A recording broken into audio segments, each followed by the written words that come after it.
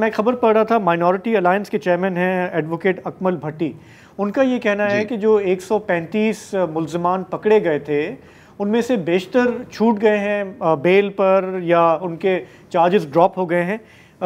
کیا یہ بات صحیح ہے کہ اب صرف 2-4 لوگ ہی ان کے I completely agree with this. I completely agree with this. اور میں یہاں تک آپ کو بتاؤں کہ انیشیلی مور دین 20 FIR درج ہوئی تھی.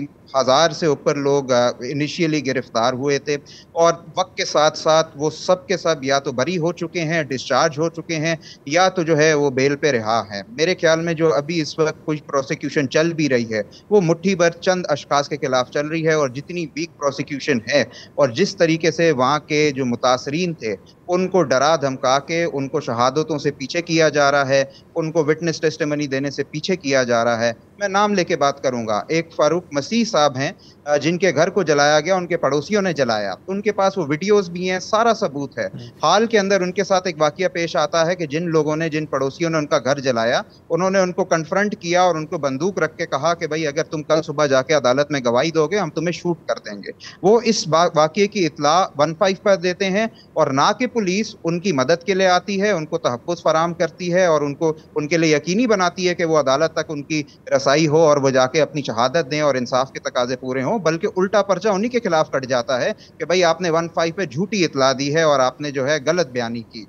تو اس طریقے سے جو ہراسمنٹ ہو رہی ہے, اور ایون لاسٹ ایئر ہم سب نے دیکھا کہ کس طریقے سے even in the week of جڑا والا ایک پاسٹر وکی کا کیس ہوا کہ ایک چرچ جو وہاں جلاؤ گھیراؤ میں بچ گیا تھا, جو نئی جس کو جلایا گیا تھا, اس کے بعد اس کے اوپر کچھ اسلامی کلمات لکھے گئے ایک شرارت کے منصوبے سے کہ کل اس کے اوپر جو ہے کچھ اور مزید ایک انسیڈنٹ کریٹ ہو جائے. اس پاسٹر نے جب اپنی مدیت میں FIR کٹوائی تو پولیس نے ان کو جبری طور کے اوپر گمشدہ کر دیا. مور دین 2 ویکس ان کو انلیگل کنفائنمنٹ میں رکھا.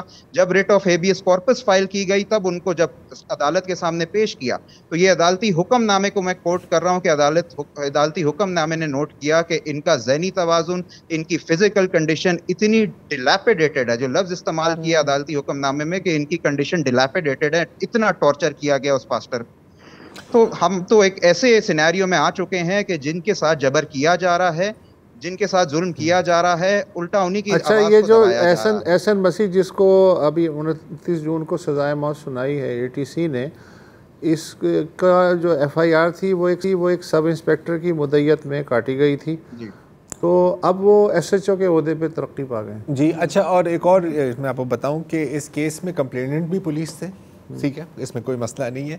تمام جو گواہ, بالکل جو پروزیکیوشن کے جو گواہ تھے وہ بھی سب پولیس والے ہیں.